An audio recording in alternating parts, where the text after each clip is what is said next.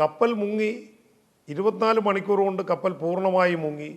കാർഗോകൾ കേരളത്തിൻ്റെ തീരങ്ങളിൽ, തെക്ക് പടിഞ്ഞാറൻ തീരങ്ങളിൽ, അതായത് ആലപ്പുഴയിൽ നിന്ന് തെക്കോട്ട്, തോട്ടപ്പള്ളിയിൽ നിന്ന് തെക്കോട്ട് കൊല്ലം, അതുപോലെ ഇനി അത് തെക്കോട്ട് ഈ ബാക്കിയുള്ള MT കണ്ടെയ്നറുകൾ തീരത്തേക്ക് അടിഞ്ഞുകൊണ്ടിരിക്കുകയാണ്.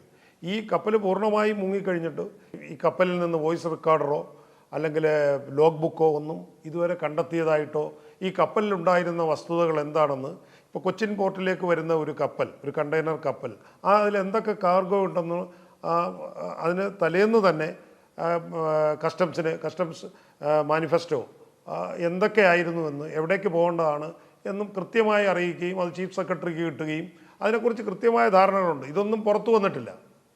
അപ്പോൾ ഈ കപ്പൽ പൂർണ്ണമായി മുങ്ങുന്ന ഒരു പ്രതിഭാസം ഇവിടെ സംഭവിച്ചിരിക്കുന്നത് ഈ കണ്ടെയ്നർ ലോഡിങ്ങിൽ വന്നിട്ടുള്ള തകരാറാണോ, അത് ലോക്ക് ചെയ്യുന്നതിൽ വന്ന തകരാറാണോ, അല്ലെ അതിൻ്റെ ബാലൻസ് നോക്കുന്നതിലുള്ള തകരാറാണോ, ഇങ്ങനെ പല കാര്യങ്ങളുമാണ് ഇപ്പോൾ ചൂണ്ടിക്കാണിക്കപ്പെടുന്നത്.